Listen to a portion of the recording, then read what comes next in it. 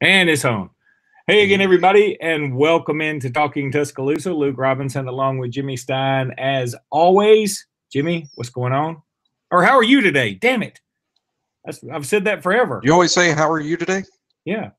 Do I ever Have you not honestly noticed answer? that shit? We've been doing I this. have noticed it. I have noticed it, and I should come up with better answers. No, but I'm saying like that's my host intro. You know, remember that old game It show? is. I can't remember what the game. Well, it's not as good as like come up with Musburger says you were looking live. You know what I mean? Yeah. That so it's not as good as that one. So come up with like something as good as like what Musburger's got. Yeah, I can. I will. I'm not Musburger though, and I don't make his money, and I'm not a gambling addict. Oh, we should be.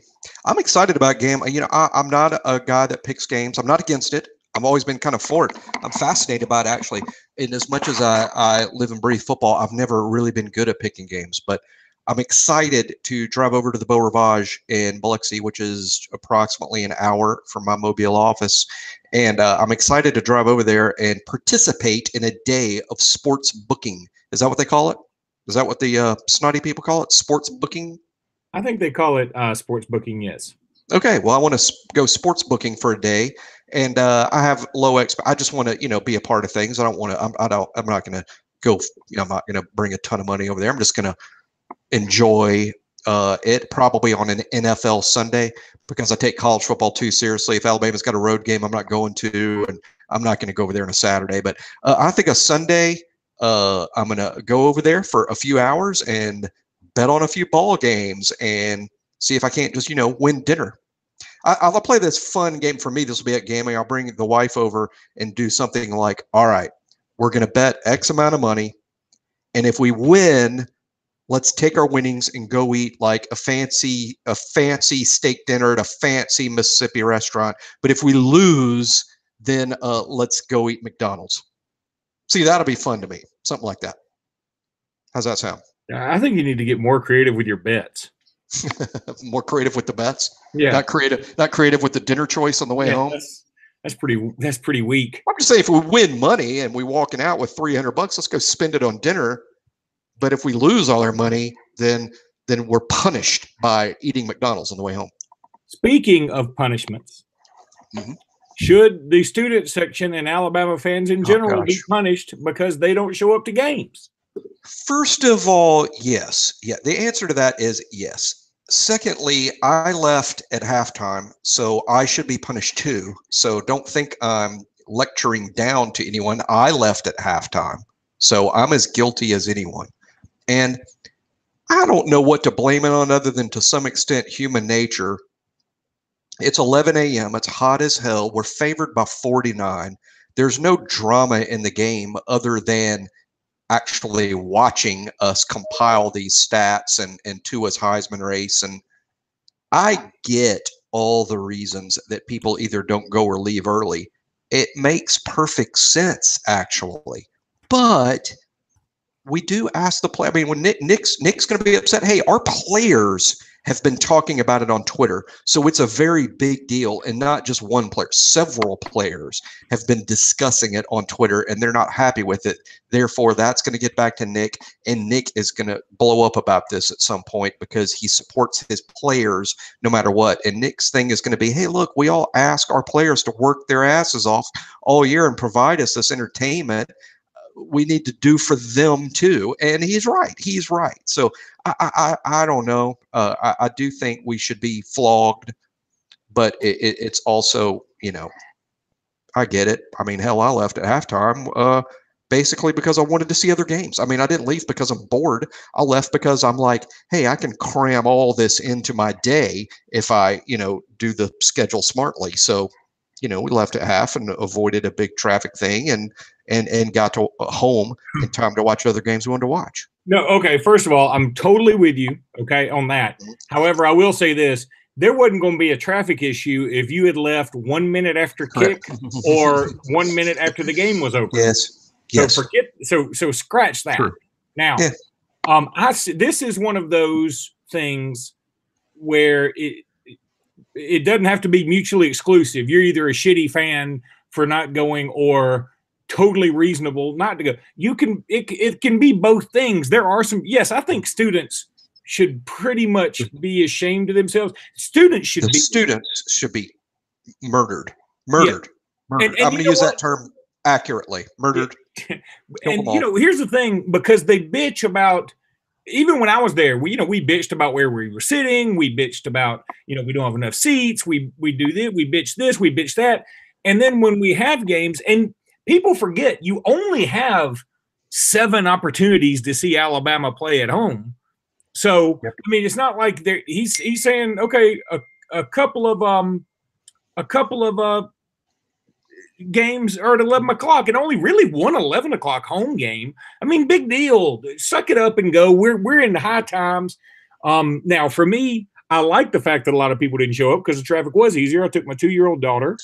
Yep. And it made things a lot easier for me. I mean, if there was a big crowd, it could have been worse, dealing with all that shit and trying to, get through all the security with all your diaper bags and whatnots. So look, here's the bigger problem is, and this is, we could talk about why I don't like playoff expansion for this reason, but in the arms race in football, we all had to have the biggest and baddest stadium. Well, now we're realizing, it's probably better to have an 85,000 seat capacity stadium with a bunch of people in it than have 105,000 and still only have 75 in it. And right. I mean, that's the way I've looked at it the whole time. I mean, I don't think we need that many. It's not good for anybody. It may be good for Tuscaloosa 7 Saturdays out of the year to cram that many people in there. But look, I'm fine. Let's go ahead and reduce capacity, which we're going to do. And I hope they reduce the size of the student section. I know we all say that as non-students, and I know the reasons for keeping it. School is for the students. I get that, but there's reasonable excuses us adults that live in Alexander City and Mobile, Alabama can stay for 4 quarters or might not be able to go to every game because it's an 8-hour round trip and it's expensive and we pay a lot for this and that and the other, and maybe once in a while we'll skip it. But for the students, all they got to do is stumble out of their drunken stupors and walk exactly. to a game. And it wasn't 98 degrees. No money. It was hot, but it wasn't crazy hot. No. It was hot for October, but it wasn't like it was a month ago. No, it wasn't insanely hot. Yeah, it wasn't insanely. No, and there's no excuse for. And by the way, there's 40,000 students. It's not like there's 40,000 student seats either. They can't find, 1 out of every 4 students doesn't want to stumble over to a $10 game. That well, here's one the thing, day Jimmy. You're gonna. Why can't we do a thing? We've got these little scanners for tickets. I don't know how that technology works. I'm not a science-ician. I don't know how that shit works. But it seems like that if I assume they still have student IDs. I had one. I guess you still have them. So why don't we say we do it like I think Duke basketball does it this way, where you just say, okay, we have a student section that seats 30,000 students, 25,000, whatever the number is, and the first 25 get in. First 25,000 get in. Now, if you want to camp out, hey, camp out. If you feel like you're too cool for school and you want to show up 2 minutes for a kick, guess what? Your too cool for school ass ain't getting in. How about that? I like it. I mean, that way at least we have a rabid student section. And I was in a fraternity. We could make a pledge, go wait and sort of block off some seating for us. Well, actually, maybe they can't block off seating anymore. I'd be fine with that too. As much as I enjoyed being in a fraternity, the fraternity side of it, usually they're the least raucous students. Give me some of those nerds that never played sports that get all into it as if they did play sports. I love this. My seats are right next to the student section, and it's one of the reasons I've never wanted to move, even though we can afford to move and have several opportunities to move, and we could basically sit almost anywhere we wanted. But I've never moved because 50% of the entertainment for me is sitting near the students, and I love watching the students watch the game. Is fun for me, makes us all young, and I'm not ripping on the students. I just wish the student section was full and I don't understand as I was that student that went to every game. I was that student that went to every basketball game. I mean, because that's just me. But it's just frustrating. 40,000 students, and we can't get more than a couple thousand that wanted to go to this game. And gosh, it's so frustrating because those seats are worth so much money. And for as much as empty seats this weekend, I believe 100,000 seats were sold. So the university did make money as if 100,000 people bought tickets, which did. But it's just, man, it's going to set Nick off. We talk about not wanting Nick to retire and not set Nick off. And when Nick sees us as fans not putting our effort in, I mean, how you think that affects it, So it's messed up, man. It's messed. And I get it. Again, I understand. You were hungover. You shacked up. You don't really have time to. I get it, man. You got shit going on. We all got busy lives. We all got shit to do. But Nick is asking for about 7 Saturdays.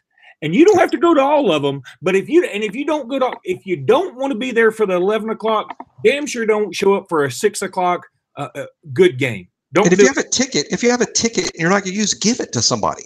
Give it to somebody else. Let someone else use it. Even free.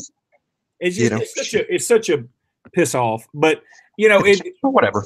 But whatever. Okay. Whatevs. Now, whatevs, as the students say, which is obviously what they said Saturday morning too. Whatevs. Exactly what they said. I think just the girls say that. But that's greatest player that's ever been, or no? Yeah. I mean, he's closer to the top than the bottom. That's for sure. I agree. Yeah, I agree. I'll say it emphatically. I mean it. I've said it before, and I know it's not fair. And I know Nick Saban, who's already pissed at me for leaving at halftime, is going to be infuriated with me when I say this. But hell, I'm 5 games in, 6 games if you count Georgia last year, which is 1/2 of one regular season. And I'm ready to say, and it's just a fact to me, that Tua is the best quarterback that's ever played at Alabama. Better than A.J. McCarron, better than Bart Starr, better than Kenny Stabler, better than Joe Namath. He's better than any quarterback anybody can name that's ever played here. And when you say that's ridiculous, he's only played in 6 games, I've seen enough, because it's about talent. Don't say he can't beat good teams. We saw him beat the best team in the country in January. Exactly. So don't say he can't beat good teams. We saw him do that. Well, first of all, you can't say he can't beat good teams, even if you went on this year, because you don't know and I don't know. We have a good idea. But I have a pretty damn good idea based on 1/2. And for all the people last year that said, yeah, well, Georgia didn't have to prepare for him, so they didn't know what he was all about. That's true. He wasn't exactly getting starters reps either. So I think. And he also went into a situation that nobody in the history of college football has ever been pressed into. And this sounds like a humble brag or a brag, which isn't my personality, but I'm just honest when I say this. A lot of people, or some people, think I'm pretty good at evaluating high school players. Look, this is a fact. I've been doing it for so long that this is what I'm doing when I'm talking about my local players. My better evaluations are local players that I see play in person. In addition to the tape, I think my batting average is much better for kids that I see in person. And this is what I do. I go to 1/2 of one game. That's it. That's all I see. 1/2 of one game. And you're saying, Jimmy, that's not enough. True, it's not enough. But I've been doing this for so long, I don't have to see much. I don't have to see much. Hell, as a matter of fact, I can basically see a couple of possessions on offense or defense and give you a very, very close analysis of whether kids will be good. I'm doing the same thing with Tua. I don't really need to see much more. What question do we have? He is incredibly accurate. He has an innate ability to see the field. He throws kids open. He fits it into tight windows. He is athletic. He can throw rolling out. He is most dangerous, in my opinion, from the pocket, which is crazy considering how athletic he is. He runs the RPOs to perfection and almost always makes the right decision to keep it or throw it. He throws every route. He throws a great deep ball. He throws a great check down. He throws accurately over the middle. He reads defenses. He looks safeties off. He goes through his progressions. He has a strong arm. He checks every single box and more. Oh, yes. He's also a fantastic leader, a smart kid. He's humble and will be a great face of any NFL team he plays for a dozen years. He's that freaking good. I don't need to see anymore. He's better than McCarron, who I love, who I think, I've said this before, I insist A.J. McCarron's the best quarterback that's ever played at Alabama. You said that's crazy. He's a fifth-round pick. Well, I'm not saying that A.J. was the best NFL prospect to ever play at Alabama. I'm saying he's the best quarterback on the field at Alabama, and I base that on wins, yardage, school records, championships, individual awards. When you stack all that shit up, AJ is easily the best quarterback in school history. You might say, well, no, it's Joe Namath. Well, Joe was only the starting quarterback at Alabama 2 years.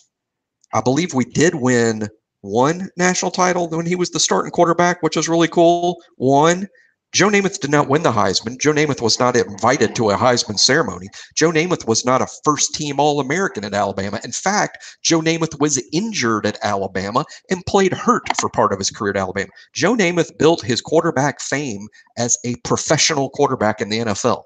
That's where he became super famous. That's where he became the Joe Namath we know. And I love Joe Namath, and Joe Namath is the most famous quarterback to ever play at Alabama. But if you ask who is the best to play quarterback while on the team at Alabama, the answer is A.J. McCarron. No, the answer is Tua Tagovailoa. I'm saying, and soon the answer is Tua Tagovailoa, because Tua is better than A.J. When Tua finishes his career, he's going to have the one-loss record. He's going to have the school records. He's going to have all the trophies. He's going to have the recognition. He's probably going to have a Heisman. He may have 2 Heisman trophies. He's also going to be a first-round pick because in addition to being a better quarterback than A.J. while at Alabama, he is also a superior NFL prospect to A.J. McCarron because of all those gifts we went over before. So it's over. I don't need to see anymore. Tua is the best quarterback that's ever played at Alabama. Now, all he has to do to prove what I just said is go win a Heisman or 2 and the national championship. And who out there thinks this is not going to happen again? Like you just said, again, and who knows? Maybe we won't win the national championship. It takes some breaks. I don't care if you have a tour or not. It's going to take some breaks, and it's going to take a heck of an effort by the other 21 kids too. I'm just saying, Tua. The expectations for Tua this summer, I thought, were ridiculous and so unfair to the kid. But he has not just met those ridiculous, unfair expectations. He surpassed them. He is practically a unanimous Heisman winner, despite only playing half of games. Here's the thing. That is ridiculous.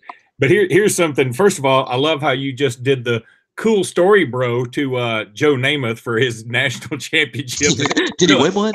You won a national championship. Good for you. Cool story, bro. Tua did that in a half. You do a whole season. Did that just yada yada yada a Namath national title? you yada yada Joe Namath. I'm going to say he didn't win one, but I think he actually did. I think he was the quarterback in '64. If he were here, he'd put a pantyhose on his hands and take it off and then slap you with it. I would deserve that. Now, I'm not trying to poo-poo Joe Namath. I'm just saying, look at the numbers that Joe Namath put up at Alabama, and then look at the numbers Tua's putting up now. And you can say, different era, different game. Yes. True. But Joe Namath didn't win a Heisman Trophy at Alabama. As a matter of fact, was he – hell, I don't even know if they had first-team All-SEC. Was he? I don't know, but didn't he got suspended too one time? He did, didn't he? So Tua's not going to get suspended, and I don't know if this is. He might miss a game in church. Tua's not going to drunkenly hit on a sideline reporter either. That is both a positive and a negative. I was about to say everybody's got their weaknesses. Well, for Joe, it was kind of cool. If I do it, all of a sudden I can't be on the Supreme Court. If Joe does it, he's pretty cool, I was watching live when that happened, and that was bizarre. It was bizarre and crazy, but it didn't strike me as scandalous.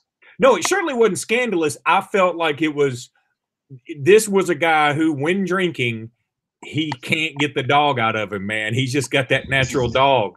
He's just got that dog in him, and it's going to come out. And, there she was, and there he was, a man and a woman, just with another, hey, it's just us and this camera, baby. What you want to do? Put it this way, Nick, I love Nick, but when Nick jumped all over Maria Taylor a few weeks ago, that was much worse. That made me cringe more than Nick asking Susie Colbert to kiss him. Shit. Oh God, he did. That was a fail.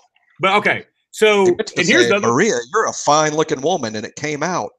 What in the F are you talking about? Yeah, get the F out of my face, biatch. So here's the other thing that's so crazy good about Tua. I've probably said this on the podcast before. There was a quote from Nate McMillan about Derek McKee back in the 80s when he was with the Seattle Supersonics. And I didn't understand the quote at the time, but I think I get it now. He said, Derek McKee is so cool, he could be cussing you out and you wouldn't know it. I feel like Tua is kind of that way. He finally got to address the media today. Yeah, today. And, he was so cool about it, and he was so humble and so nice about the situation, so complimentary of Jalen Hurts that somehow, even in all of his compliments being thrust upon Jalen Hurts, it made me appreciate Tua more. Yeah. He's that cool. He's trying to compliment other people, and I can't do anything but say, you're the best human being I've ever seen.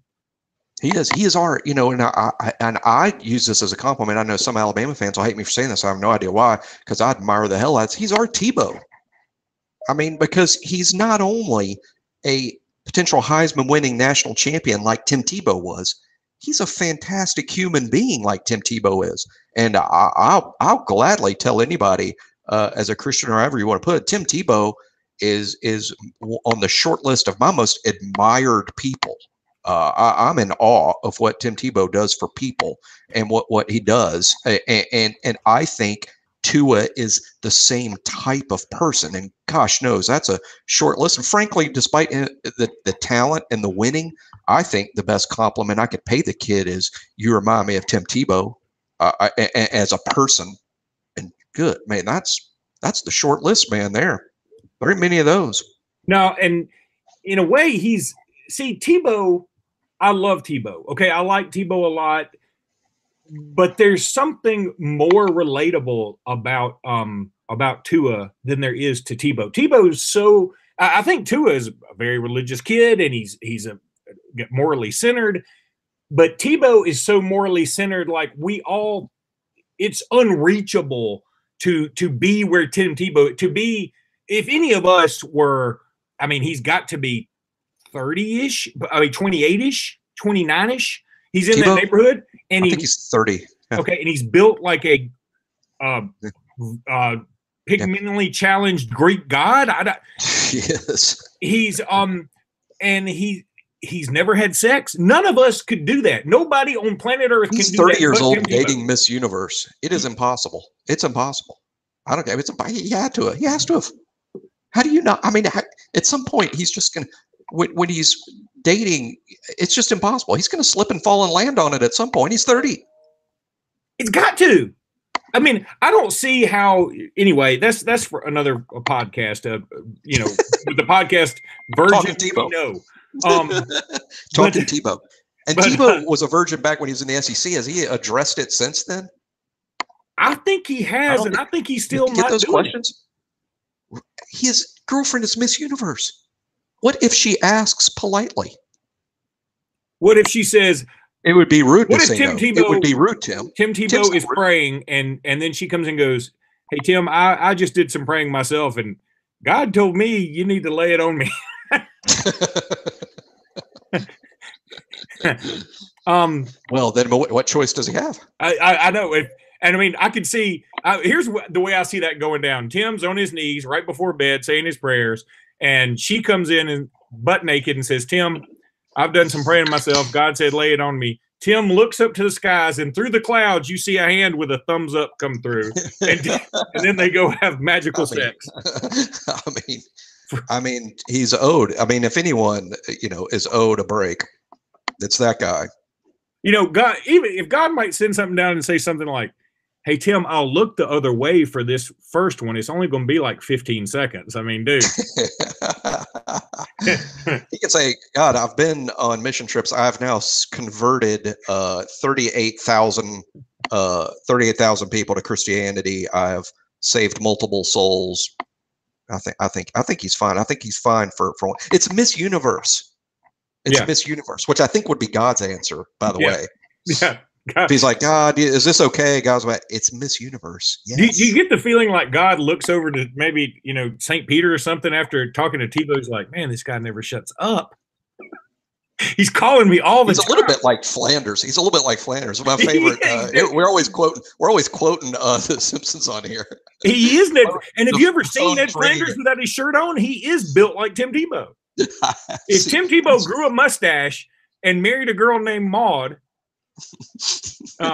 Miss Universe's name is not Maude, by the way.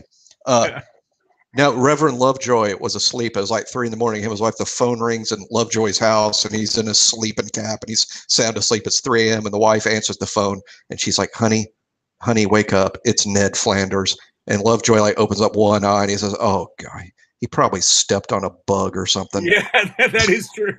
That's Tebow. That is Tebow. You think maybe God's like, hey man, why don't you call Marcus Spears or something?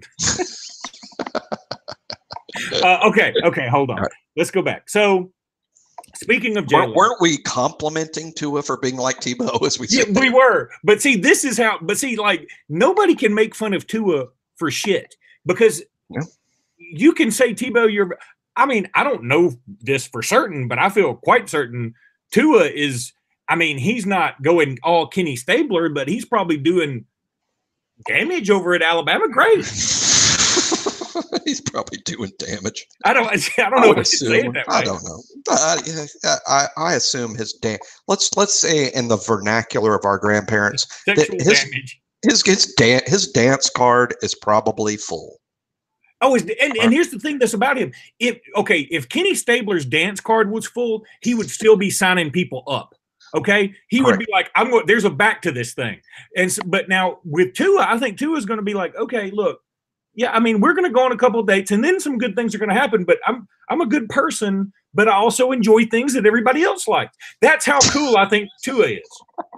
Why are we talking about this? Because we be talking about how accurate he is on that slot receiver slant? Because here's the thing, we can't relate to that. Gosh, I've never realized how dirty that sounded until we were talking about this. Nobody can relate to that. We've never seen a quarterback at the University of Alabama who can consistently be this accurate.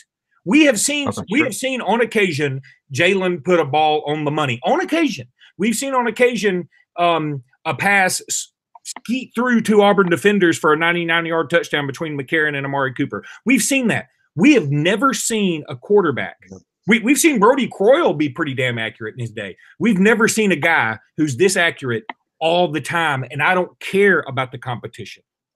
Yeah, Brody is the closest thing I can recall in terms of arm talent to Tua, but Brody's not as good as Tua. Now Brody, I would have loved to have seen 4 years of Brody Croyle with Nick Saban. I mean, I think Nick would have turned Brody into a killer.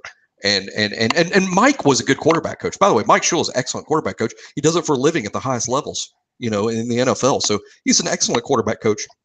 But what Brody needed was a better team around him and more of a football hardcore driven guy as opposed to nice guy Mike. And I think Nick Saban would have made Brody Croyle a better player than he was. But mostly what held back Brody was, he just didn't have a good cast at Alabama. Brody had like two good linemen, but then a couple of non-good linemen. And he had a good running back, but not a great running back. And he had, his receiving core was pretty strong. I mean, DJ Hall, Keith Brown, Tyrone Prothro pre-shattered leg was pretty strong. Put it this way. How many times did Brody get sacked in that famous Auburn game in 05? 11 times? I think it was 12. We talk about the time. 11 or 12 times? Yeah, Tua has been sacked twice in 5 games. Correct. That's how bad Brody's cast was. I mean, and some of that was on Brody, but because once you get sacked 3 or 4 times, hey, let's check it down. Let's get to the hot guy fast because it's coming. But I'm just saying, Tua's been sacked twice in 5 games. Brody did not have a Jerry Jeudy. Heck, Brody did not have a Henry Ruggs. Tua's got Ruggs, Jeudy, Smith, Waddle. Oh, Waddle. basically Brody's throwing to, and I'm not really making this up, Brody was basically throwing to Derek Keefe and Shardarius Townsend.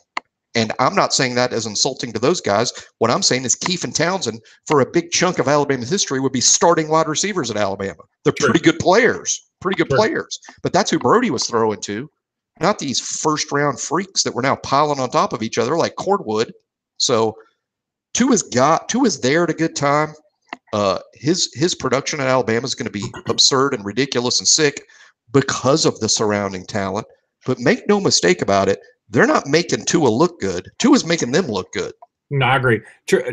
Brody Croyle with an Amari Cooper or a Calvin Ridley would have been a shitload of fun, but he didn't have those, and that's fine. Now, but here's the thing: when you combine what Tua can do with those guys, oh my God, dude! Every time he throws the ball, you get chills. I mean, it's a beautiful thing to watch. I mean, and look, we've seen good players. I mean, Derek Thomas and David Palmer were this way for me.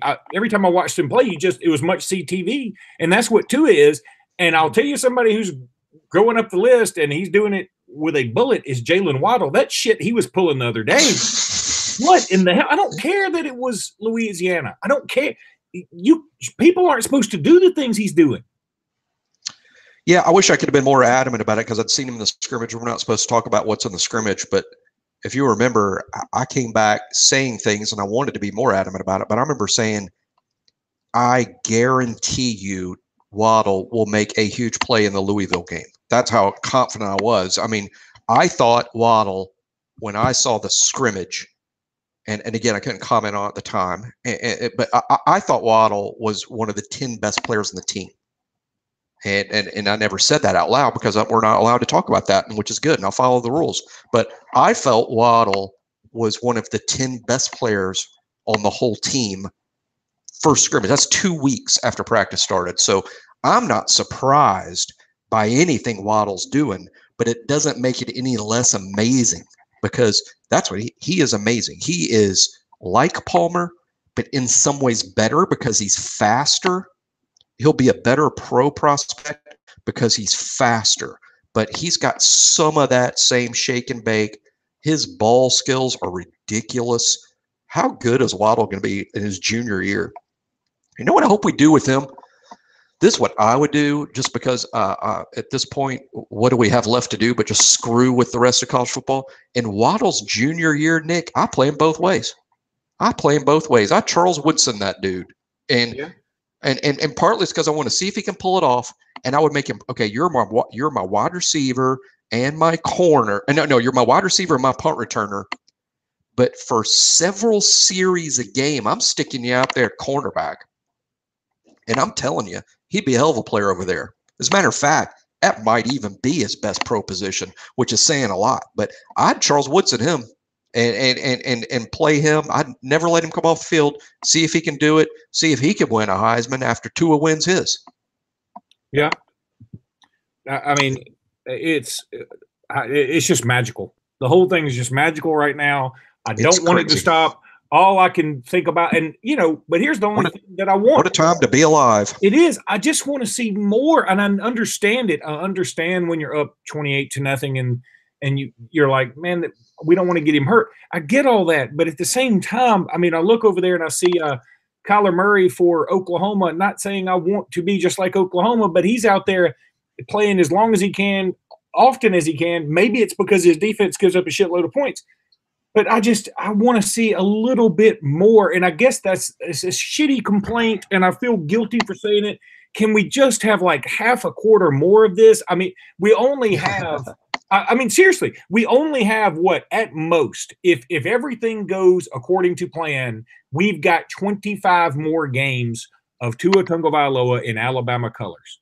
Can we just see as much as possible of him, assuming that he doesn't play? He Do we have that many games? An average of 3 quarters per game. I mean, you've got essentially 16, 17 games of actual game time of him left. That's right. Yeah, I mean, think about next season. I mean, this season's half over. When next season gets here, that's Tua's last year. because I mean, he's the kind of kid that likes college, and I'm sure he likes his time at Alabama. But if you're projected to be the very first pick in the draft, you are crazy for sticking around college. Crazy. Right. He's going to be the first pick, apparently. Oh, yeah. I mean, yeah. And, you know, a couple of years ago, I'd be right here saying, now, guys, before we make Tua the first pick, let's remember he's 6 foot tall. The NFL has certified, and it's true, the NFL has numbers going way back that shows the odds of a quarterback less than 6'2" being successful in the NFL the odds are long, but the game has changed. And Baker Mayfield was the first pick in the draft, and he's having success. I know it's the last guy that we want to give any credit to at Alabama because I know Baker rubs people the wrong way. But I will say emphatically, if Tua is the first pick in the draft, he needs to thank Baker Mayfield because Baker made that possible. In the sense that he was a first pick and is playing well and is extremely similarly sized to Tua. And for everybody else that says, oh, no, Tua's going to be the first pick if Baker Mayfield was never alive. Well, okay, then you name me who was the last 6 foot quarterback taken number 1 overall. Who was the last one? And if there's one thing I hate about sports comparisons is when sports fans get adamant about something historically that's never happened. You know, That's like saying, man, in the Rockies game tonight, Nolan Arenado is going to hit 4 home runs. Well, that's never happened in a National League playoff game, and don't get also adamant it's going to happen now. I mean, I'm just saying there hasn't been a first pick in the draft that was a quarterback that was exactly 6 foot tall until Baker Mayfield. So Baker sort of cleared the way for Tua as far as I see. If Baker had gone to Cleveland and just flamed out and it was blamed on his size, then I don't give a shit what Tua does at Alabama. He wouldn't be the first pick because it would scare everybody off. Like, he was too short. We'll take a chance on him, but not at number 1 overall. I mean, you know, these guys don't take big risks because there's too much money on the line. Yep. So Tua is good. So I guess what we spent the first 30 minutes of the show saying, 45 minutes. But Tua's good. I feel 2 ways about this, Jimmy. I feel like both we should check ourselves before we wreck ourselves, and I also feel like we're not praising him enough. We're not praising him enough. That's true. We're not. I mean, he's the kid is all he has done is kick ass everywhere he's been, and then handle the fact that he sat on the sidelines all of last year knowing full good and damn well he was the better quarterback. He never bitched, although according to some, he was planning on transferring, which I totally understand in this climate. Totally understand. Then he gets in the second half of the national championship, wins the national championship, comes in this season, understands that there's still a QB battle, handles it well, and does nothing but praise the guy he's been going toe-to-toe with this entire time, despite the fact that most of the country wanted them to get into some kind of kerfuffle, and they never did it. They are 2 fantastic kids. I just want to hug both of them. Is it an NCAA violation for me to go up to them and just hug the shit out of them? No, but you would have to register as a sex offender. By the way, speaking of NCAA, so apparently the kid who was hurt in the Vanderbilt game, Tennessee State kid. I actually watched the end of that game. I'm such an idiot. I watched it was tight and it was at the end. And Tennessee State's driving to win the game. And I know that neither team is ranked and who cares and all these other games against ranked. But I'm like, oh man, let's see if Vanderbilt can hang on here. So I watched the last 5 minutes. So he's hurt, and some people started a GoFundMe account, for him because he's messed up now. Really, really hurt. And really the NCAA has said that could be a violation. I mean, I want to use that same pantyhose Joe Namath slapped you with and slap everybody else. I want them to line up and just slap them all at the NCAA. Yeah, I mean, crazy. Yeah, on the surface, it's great. And who cares if it's? I mean, first of all, it's Tennessee State. Secondly, this kid is so. I think it's a situation where the NCAA would have been better off just not making a comment at all. Exactly. And quietly calling Tennessee State and explaining to them, hey, look, no trouble here. We're not saying it, but just we prefer that y'all handle what's happening for this kid. We prefer it happen this way, and that way he can get all this money. Yeah. And I get that part. Like, there's probably a right way to do it and a wrong way to do it.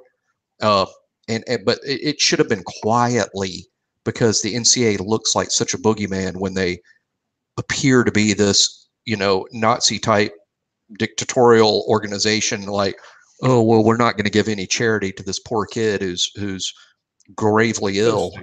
It's so dumb, but that should have been more quiet. And obviously prayers to that kid and the Tennessee State program, and good job by Vandy of staving off what would have been an embarrassing loss for the league. No that would have been a bad loss for the league, and I take that more seriously than most. Maybe I take it more seriously than I should. But look, this is the way I look at it, and that'll segue into a quick playoff rant or quick playoff talk. It's not going to work out this way because everybody's going to lose. But this is what I don't want to happen. What if, and this is why I root for Vandy to beat Tennessee State, and why I root for LSU to beat Miami, and even though I rooted for Washington to beat Auburn, I wasn't that sad when Auburn won the game. And it's for this reason. If we go in to championship weekend and Clemson is unbeaten, and Notre Dame is unbeaten, and Oklahoma is unbeaten, and Ohio State is unbeaten, and Alabama and Georgia are unbeaten, and all of that is very possible. And if we go into that game, then I think what's going to happen is the loser of Alabama, Georgia is out. Oh, yeah. And don't sit there and say, oh, Alabama and Georgia are the two best teams. You can't eliminate the two best teams just because they happen to play each other. Oh, bullshit, you can. They are going to take the undefeated Power 5 teams over a Power 5 team with any loss, no matter how close, no matter who it's to, no matter if it's to Georgia in quadruple overtime. If you lose that game and there are 3 other undefeated teams, then you're not getting in. And that is why I never shut up about this and say that we need to root for each other in the league, because we need for that committee at the end of the year to say, damn, getting through that SEC with just 1 loss, you're freaking good. We need them to say that, and they won't be saying that if Vandy's losing to Tennessee State and Missouri's losing to Purdue and Kentucky's losing to Louisville and every other game that we can think of where we just gleefully laugh when Tennessee loses to West Virginia by 3 touchdowns, and we laugh. Shit, we might not be laughing December 1st. And that's all I care about is getting in that playoff, because I think under Nick Saban, if we get in the playoff, we're likely to win it. But we got to get there first. And for those that say, oh, we'll just go undefeated and we don't have to worry about it. Well, yeah, Nick Saban and Bear Bryant did that between the two of them 5 times. 40 years of coaching football at Alabama, and they did it like 5 times. So don't say that, oh, we'll just go undefeated, no one will care. That's fucking hard to do. It's just hard to do. And what we need is just a little bit of breathing room, a little bit of margin for error, because winning them all is hard. And that's why I wanted Vanderbilt to beat Tennessee State. Well, here's the thing. First of all, I agree with that. But secondly, I just wrote down the teams that I think now officially you have to say are the favorites to get in. It'd be Clemson, Georgia, Alabama, Notre Dame, Oklahoma, Ohio State. And now you can say, well, Michigan's only got 1 loss, and Penn State and Auburn, whatever. I don't really think any of those guys are getting in. I just don't see it. Now, the one other team that you could throw in there and say they might could get in is UCF. I don't think it'll happen. I think they'll need a lot of people to lose twice. But now that they've won so many in a row, they're going to at least be in the conversation a little more. And I'm assuming they will go undefeated again this year. That may be a terrible assumption. I don't watch them play. But anyway, what would a Final Four of Notre Dame, Alabama, Oklahoma, and Ohio State be? Just the greatest shit ever. The ratings would be like last episode of MASH meets last episode of Cheers. And if all are undefeated. I mean, ridiculous. Yeah. I mean, just crazy. That would be awesome. And it's very possible. I agree with you, Nick. Luke, I'm calling you Nick. How about that? How about that for a compliment?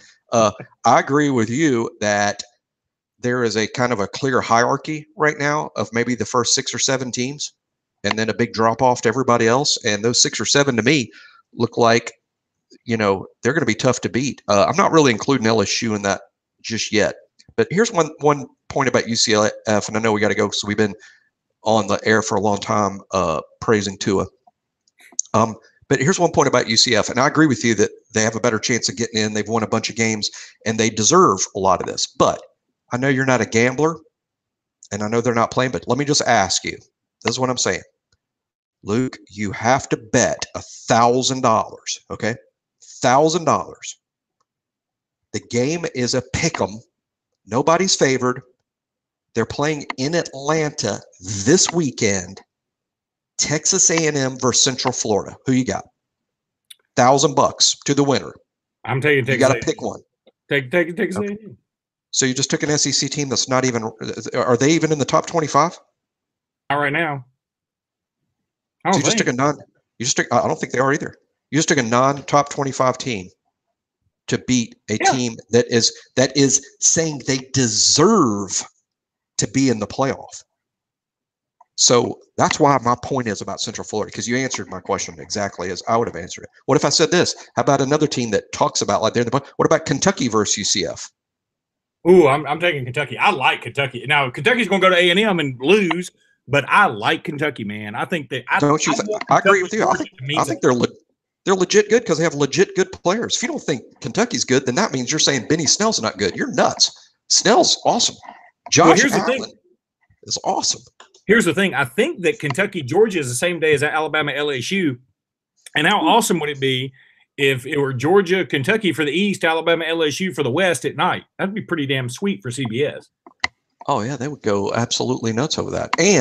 But again, it gets to my point. I mean, Kentucky, I tend to agree with you. I think Kentucky would beat Central Florida. So I'm going to be the last one on the Central Florida needs to be in the playoff bandwagon. But I agree with you. I don't want them in there. But I agree with you. If I would put an undefeated Central Florida over a Power 5 team with 2 losses, and maybe even a Power 5 team with 1 loss, depending on what all the facts and circumstances are. But I'm not putting Central Florida in over any Power 5 team that won their league that is undefeated or has 1 loss. No way, because Central Florida is not one of the 4 best teams. You just put your $1,000 on unranked Texas A&M to beat them on a neutral field, and I think you're right. And that therefore Central Florida should not be in the playoff. It's not about who deserves it. It's about the 4 best. The 4 best. Well, here's the thing. All right, so let's do our predictions. We hadn't even talked about Arkansas because, frankly, we're a 35-point favorite, and that shit's unheard of in an SEC game on the road. Holy shit! If they were in Tuscaloosa, what would it be? And I'll say, I think I said it at the time, and by the way, I like the guy. I think he's a really good offensive mind, but Chad Morris wasn't a good hire. This is a mess. It's going to stay a mess. I think 3 or 4 years from now, Arkansas is better than they are right now, but not good enough, and it's just not going to work out. It's just a bad team, and it's partly Bielema's fault and part the administration's fault. What a mess up there. Alabama wins 49-10. Alabama, and I just don't have the balls to say it's worse, but it's likely worse. Yeah. What you got? I got 49-10.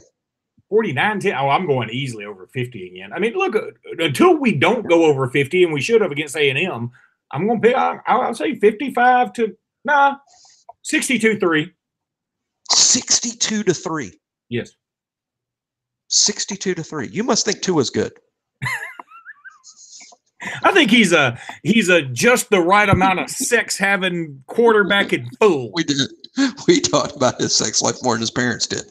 Yeah, Ever. I mean, if his parents are like, "Oh, this looks cool on Twitter. Somebody's talking about our son. This is awesome." Oh my God! Please stop talking. Please stop talking. Well, if y'all are listening, y'all did a hell of a job with that kid, please, Mr. and Mrs. Tagovailoa. Speaking of having sex, we need y'all to have more of it. Yeah. Well, I was about to say, is there no one ever talks about a third brother? Is there a third brother? I don't know, but there needs to be. Yeah, heck, I'd throw the sister out there if there's one of those. Those kids are that good. And I saw Talia play. We talked about it for Talia is. We're looking at the Tagovailoa era at Alabama, and it's not fair. I made this comment to you earlier in a text, Luke, but some friend at the courthouse told me, you just wait till you see the brother, as if Talia is going to be markedly better than Tua. That's so ridiculous. You can't, by laws of physics, will not allow that to happen. He could be as good. He could be, but he can't be better. If you want to talk about a bet, I'd be willing to make. Is it going to be, Oh, yeah. well, he's not going to be quite as good as the brother who won 2 Heismans and 3 national championships. And had just the right amount of sex. The perfect amount. More than Tebow, less than Namath. I think you just named i.e. everybody. So, all right. So we got our predictions. Hey, prediction for Auburn, Mississippi State real quick for the hell of it. Mississippi State wins 17-10. I'm going to go Auburn 3-2 again. That would be great. I hope you're right. Not that I'm rooting for Auburn to win, but I just hope you're right, because that's better. That's better, 3-2. But Mississippi State is a mess right now. I'm really upset with that Moorhead guy, because I think that Mississippi State is doing less with more than anybody in the league right now. Now, I know he's a new guy, and I know it's getting his feet under him, but he's screwing that up. Mississippi State has now lost 2 games where they were better than the team they lost to. Yeah. So, all right. Roll Tide, everybody. Roll Tua. Roll Tua Tide. All right. Just Tua. All right. See you, man. Bye. See you.